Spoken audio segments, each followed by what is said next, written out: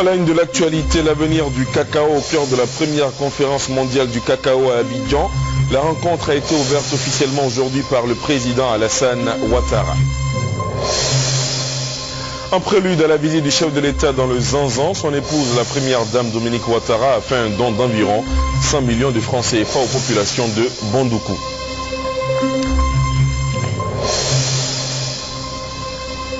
Et puis en République démocratique du Congo, la ville de Goma est tombée aux mains des rebelles du M23. Ils disent contrôler l'aéroport de la ville et progressent vers le centre-ville. Voilà pour le sommaire, il est 20h à Abidjan et partout en Côte d'Ivoire. Bonsoir à tous, merci d'être avec nous sur RTI 1 et bienvenue dans le 20h.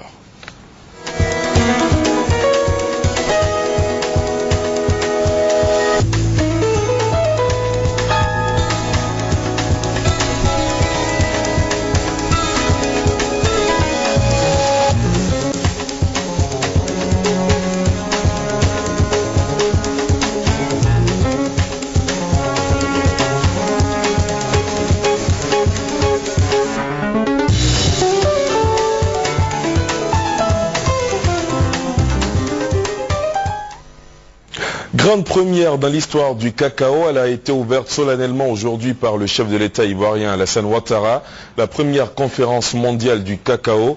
Les principaux acteurs de la filière cacao, plus d'1 millier, se sont retrouvés ce matin pour cette première conférence mondiale dédiée à l'or brun. Un rendez-vous pour coordonner les initiatives face à la croissance de la demande et aux dangers qui planent sur les plantations. La Côte d'Ivoire, numéro 1 mondial dans la production du cacao, abrite un rendez-vous historique, la première conférence mondiale sur le cacao. Plus d'1 millier de personnes ont pris part à la cérémonie d'ouverture, tenue ce mardi en fin de matinée à l'hôtel Ivoire d'Abidjan. Au premier rang des invités, le chef de l'État ivoirien, le docteur Alassane Ouattara, et les représentants de ses homologues n'ayant pu effectuer les déplacements pour l'événement, entre autres le Premier ministre du Gabon, Raymond Sinan, représentant le président gabonais, le ministre de l'Agriculture du Cameroun, représentant le président Paul Biya. A noter aussi la présence de ces nombreux industriels, négociants chocolatiers, représentants des producteurs et des experts, mobilisés pour cette grande messe initiée conjointement par l'Organisation internationale du cacao, ICCO, et la Côte d'Ivoire, le leader mondial. Que doit-on attendre de cette rencontre? Le ministre Mamadou Sangafoua Koulibaly, président du comité d'organisation, est formel. La présente conférence a donc pour but d'identifier clairement les défis auxquels est confrontée l'économie cacaoère mondiale.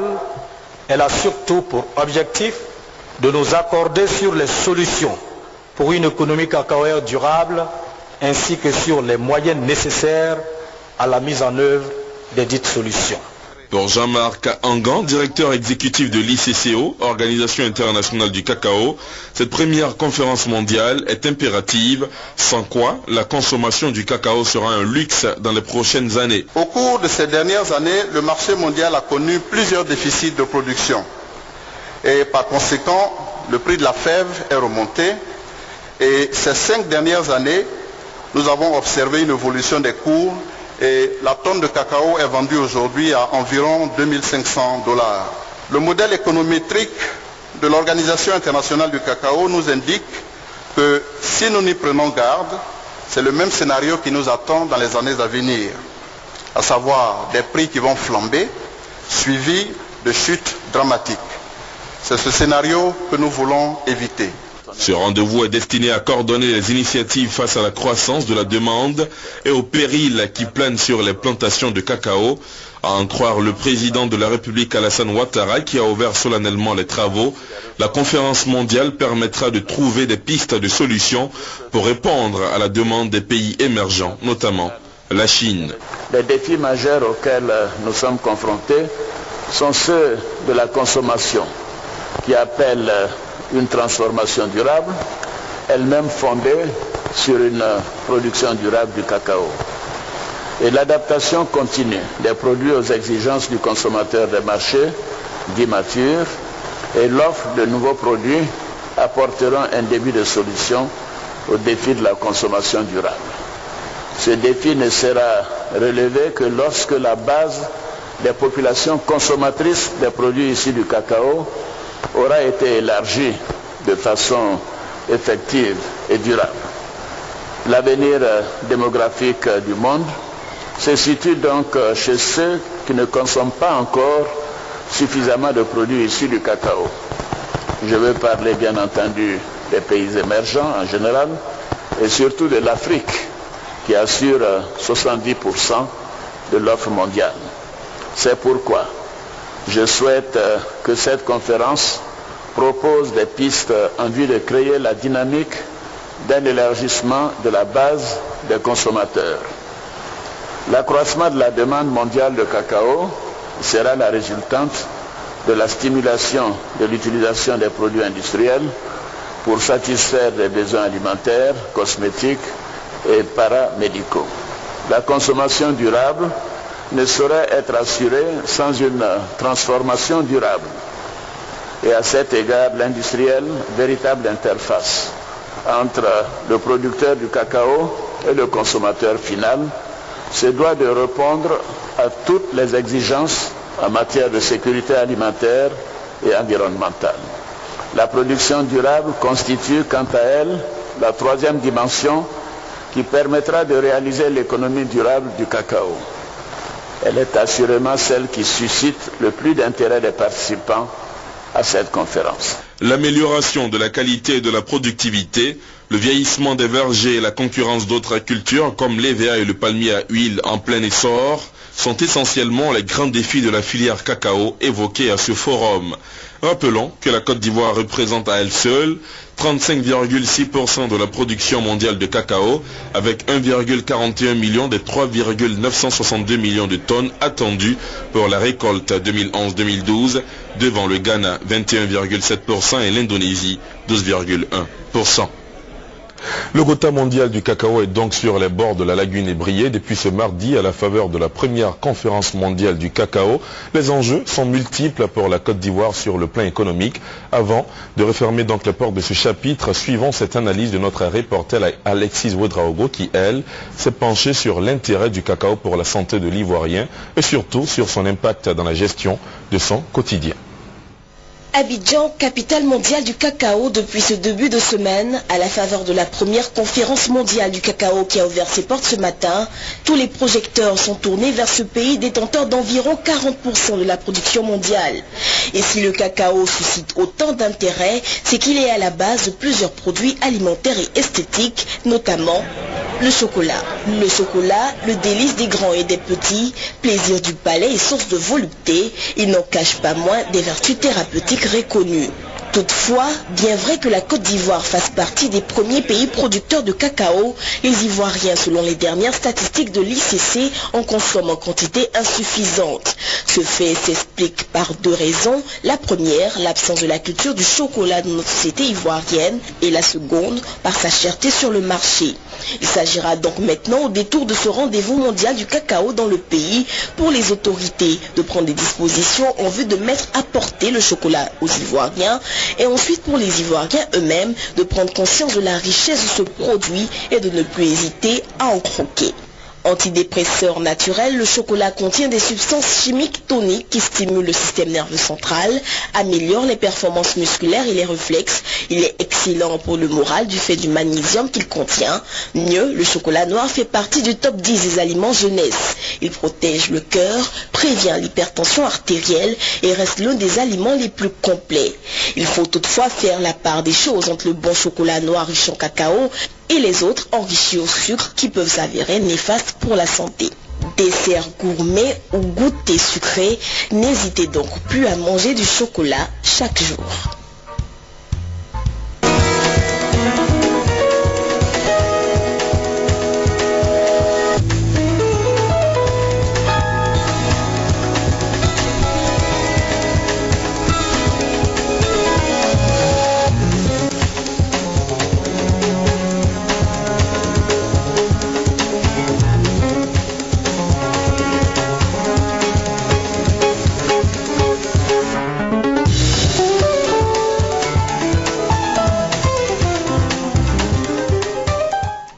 Voilà, c'est ainsi que nous refermons ce chapitre consacré à la conférence mondiale du cacao.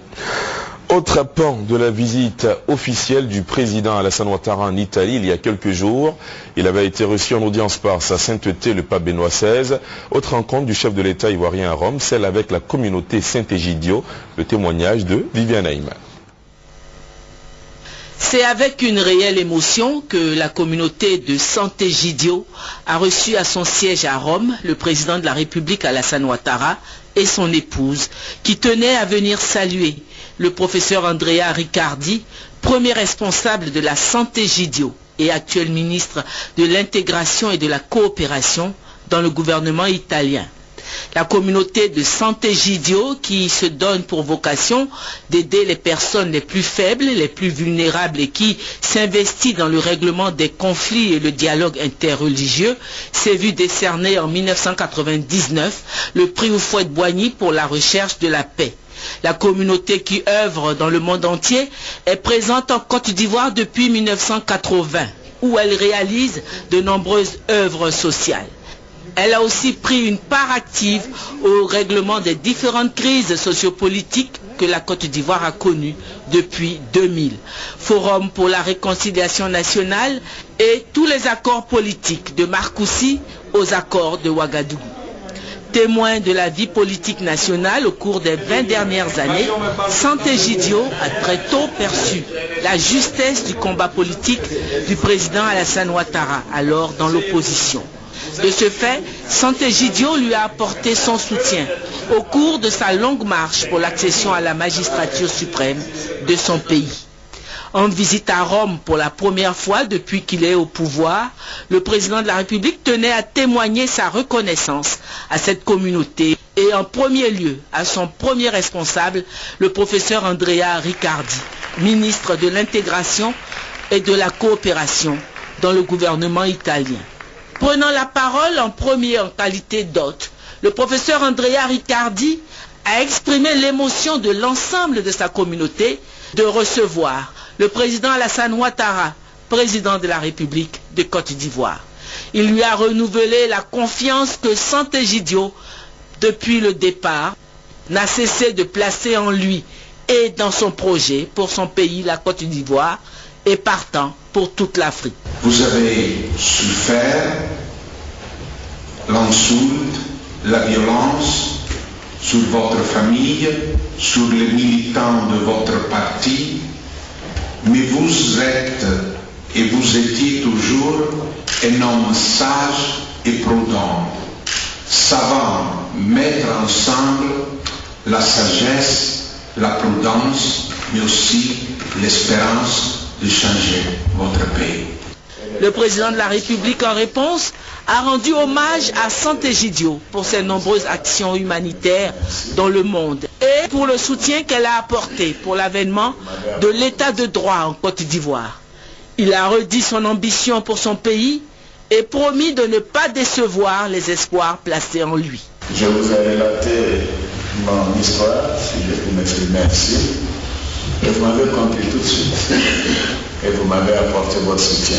Vous avez essayé de diffuser à travers le monde un peu ce qui se passait en Côte d'Ivoire.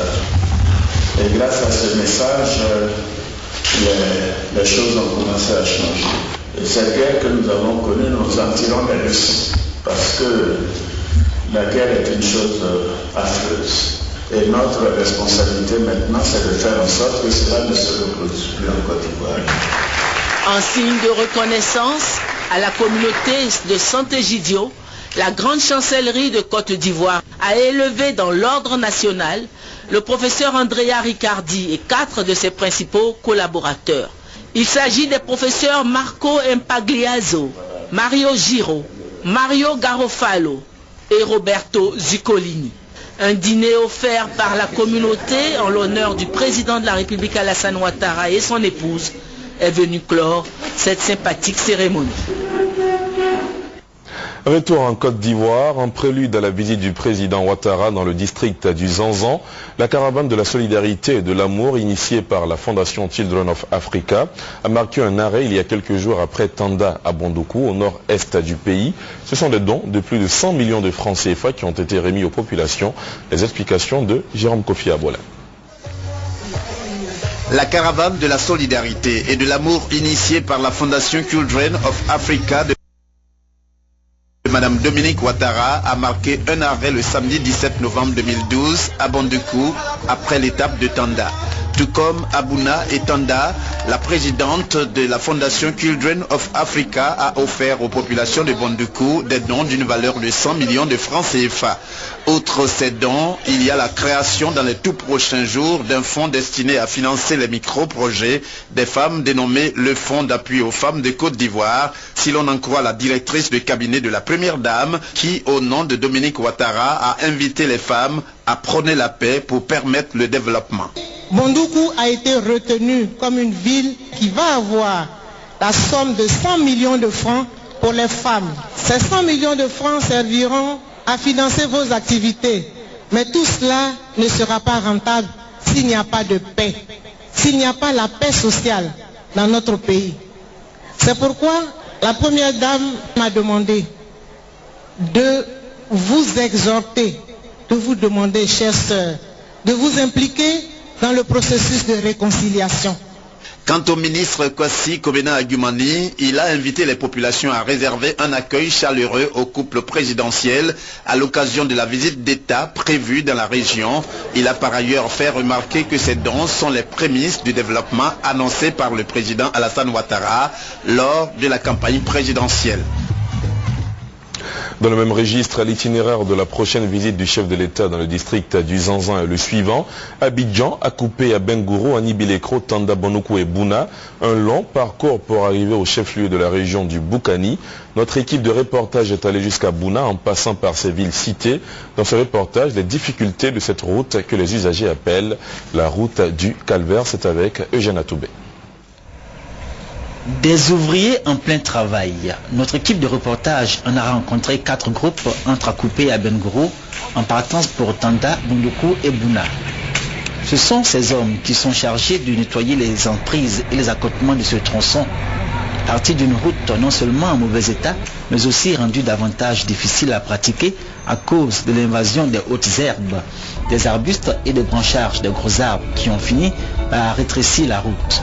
Depuis plusieurs semaines qu'ils sont en train de travailler là, le visage de ce tronçon a changé et la peine d'y circuler a été réduite de moitié. Aujourd'hui, vraiment, on est heureux. Je lance l'appel au président de la République pour qu'il pense aussi voir l'état de la route. De la manière ça a commencé, vraiment, ça nous plaît beaucoup.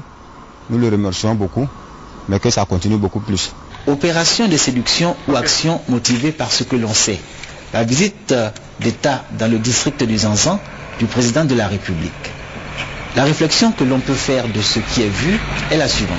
Seule la culture de l'entretien et du suivi permanent peut garantir à nos ouvrages et infrastructures construits à grands frais une durabilité dans le temps. Au-delà d'Akupé, entre la nouvelle sous-préfecture d'Aniasoué et Abengourou, la preuve tangible. Ce tronçon, réhabilité par un revêtement de bitume il y a quelques mois, est déjà fortement dégradé. L'emprunté relève du parcours du combattant. Entre slalom et équilibrisme sur une route escarpée, on aurait dit que les engins à 2 roues souffriraient moins que les véhicules lourds ou légers. Et pourtant... À un moto, on n'est pas en l'aise, c'est pas facile. Voilà.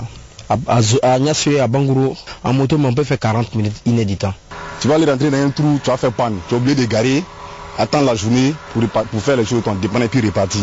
Le meilleur restait à venir. Et ce n'est pas le petit répit obtenu entre Sankadiokro et le village de Nyanda qui pouvait changer le cours de notre destin.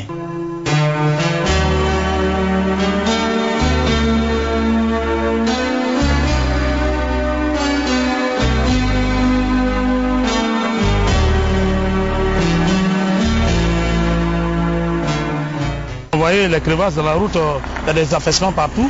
Donc notre vœu le plus cher, c'est que le chef de l'État pense à nous en réhabilitant cette route-là qui mène vers Bandoukou.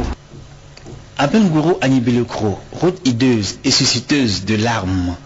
Les propriétaires de ces 2 véhicules, le minicar et le camion remorque, ne diront pas le contraire. Et pareil cas, on en trouve tous les jours.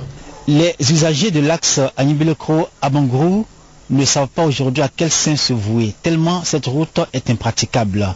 Aujourd'hui, la question qui se pose est de savoir quand vont commencer les travaux de sa réhabilitation. En attendant, ils sont sûrs d'une chose, cette route ne peut pas être empruntée la nuit et ils en sont conscients. Merci à vous, Eugène Atoubé, envoyé spécial dans le Zanzan de RTI 1. Le syndicat national des enseignants du primaire de Côte d'Ivoire, SYNESI, appelle à la reprise des cours dès demain.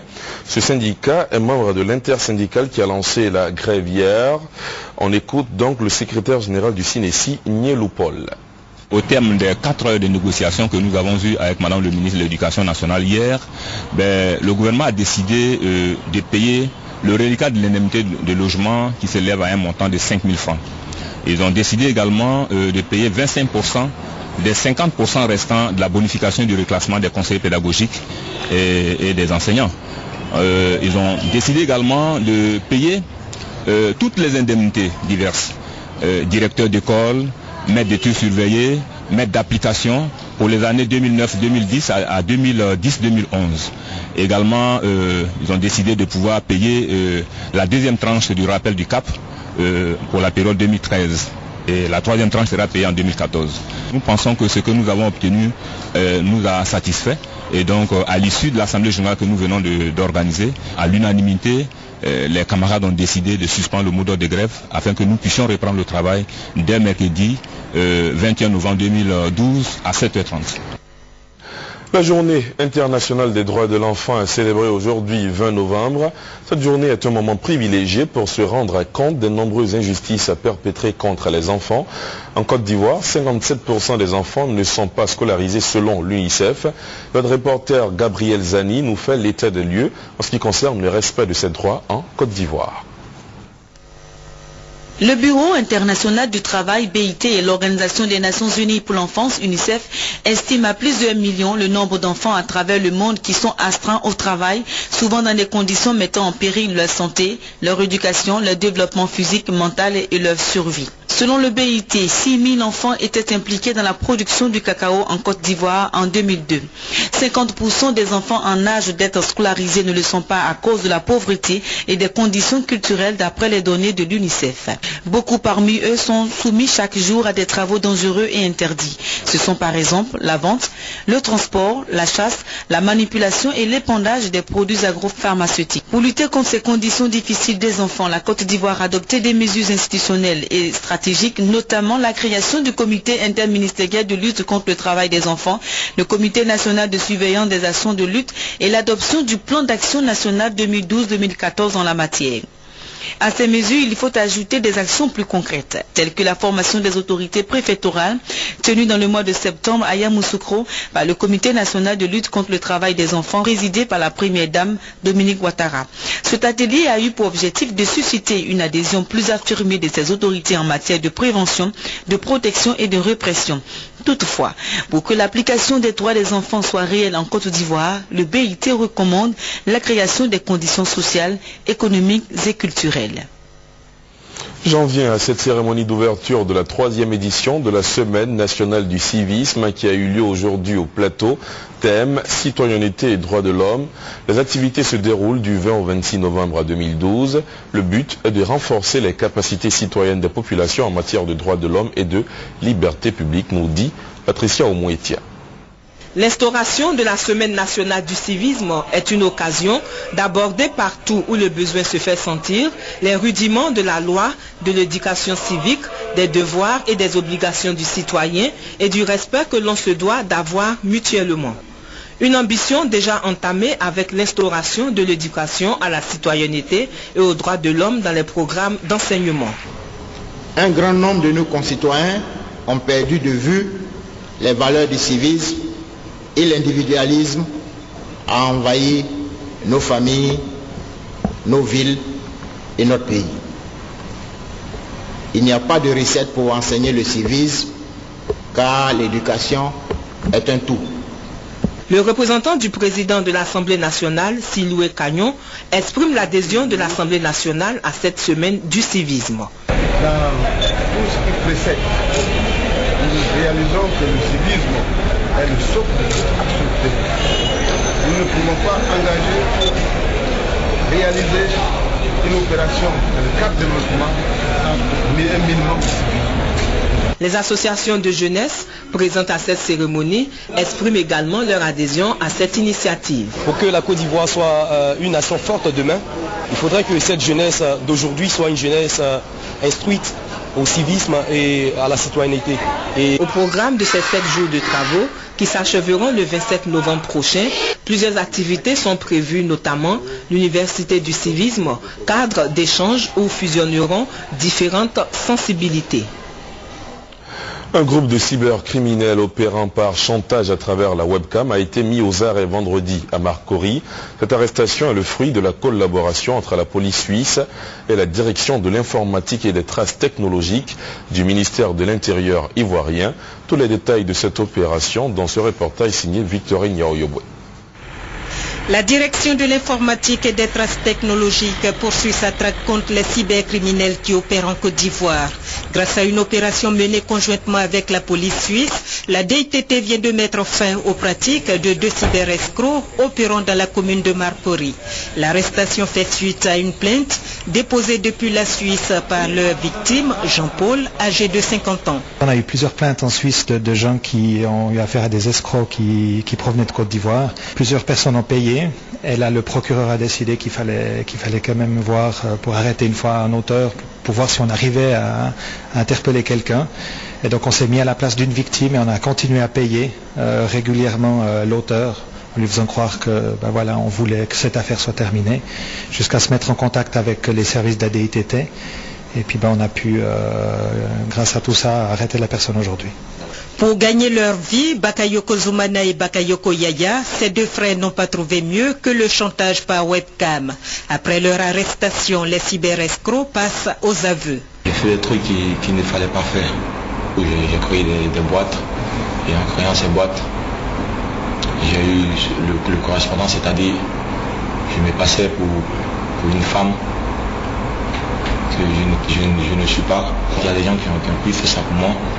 Il y avait des photos. Je voyais que ce que je faisais, c'était pas bon en fait, c'était pas bon. Donc devant Dieu, devant la terre, je demande pardon au correspondant. Comme Jean-Paul, 22 autres personnes ont porté plainte à la police suisse pour chantage par webcam. C'est le moment d'attirer l'attention des internautes sur les conséquences des comportements indélicats sur la toile. Quant aux 2 cyberdélinquants, ils sont entre les mains de la police scientifique depuis vendredi soir. Ils risquent une peine de 5 ans de prison. C'est demain, mercredi, que démarre le programme officiel des journées Cœur et Urgence. Ces journées qui réuniront des cardiologues de France et ceux de la Côte d'Ivoire donneront aux uns et aux autres l'occasion de faire des échanges d'expériences. Présents à Abidjan à l'occasion de cette rencontre scientifique prévue pour s'achever jeudi, les cardiologues français ont fait don de 4 stimulateurs cardiaques ou pacemakers. Le point avec Hugues Beble. Un don bien singulier, les 4 stimulateurs cardiaques ou pacemakers offerts à l'Institut de cardiologie d'Abidjan par l'ONG AVEC, Association Avenir et Coopération, le constituent. Le donateur n'a pas fait qu'offrir les appareils, il a aussi offert la vie en réalisant leur opération d'implantation. Bénéficiaires du don, 4 des malades du cœur en situation sociale difficile, reçus au service hémodynamique de l'Institut de cardiologie d'Abidjan. Pour eux, les dernières semaines de l'année 2012 sont bien heureuses. On a implanté un stimulateur cardiaque neuf à une patiente pour suppléer son système électrique cardiaque qui est défaillant. Donc cette dame-là présentait une symptomatologie à type de vertige, d'essoufflement et avec des risques de faire une syncope. Cette dame, il faut commencer par résumer que sans le stimulateur cardiaque, son espérance de vie était de quelques jours ou quelques mois au plus. Et avec ce stimulateur cardiaque, des stimulateurs cardiaques neufs comme ceux qu'on a aujourd'hui, ils ont une durée de vie au minimum de 10 à 12 ans. De nombreux patients démunis de l'Institut de cardiologie d'Abidjan attendent que se manifeste la providence face au coût élevé des pacemakers et de l'opération évaluée à plusieurs millions de francs CFA. La solution qui provient bien souvent d'actions sociales comme celle de l'association Avenir et Coopération de France est appréciée. Chaque année, il y a environ 200 patients qui ont des indications de pacemakers, c'est-à-dire qui doivent en principe en bénéficier, mais 50 seulement environ en ont les moyens pour pouvoir effectivement en bénéficier. Vraiment, c'est une aubaine pour nous d'avoir des simulateurs gratuits. Et donc, ce bénéfice revient vraiment aux populations. Le don des stimulateurs cardiaques et leur implantation qui profitent à 4 cas sociaux du service hémodynamique de l'Institut de cardiologie d'Abidjan interviennent dans le cadre des premières journées Cœur et Urgence. Le congrès scientifique s'ouvre mercredi à Abidjan et permettra un échange entre une quinzaine de cardiologues de France et ceux exerçant en Côte d'Ivoire. Dans le reste de l'actualité africaine, la situation en République démocratique du Congo, où les rebelles du M23 sont entrés à Goma, la capitale régionale du Nord Kivu. Ils disent contrôler l'aéroport de la ville et progressent vers le centre-ville. Ils ont pris le contrôle des 2 postes frontières avec la ville rwandaise voisine de Gisenyi.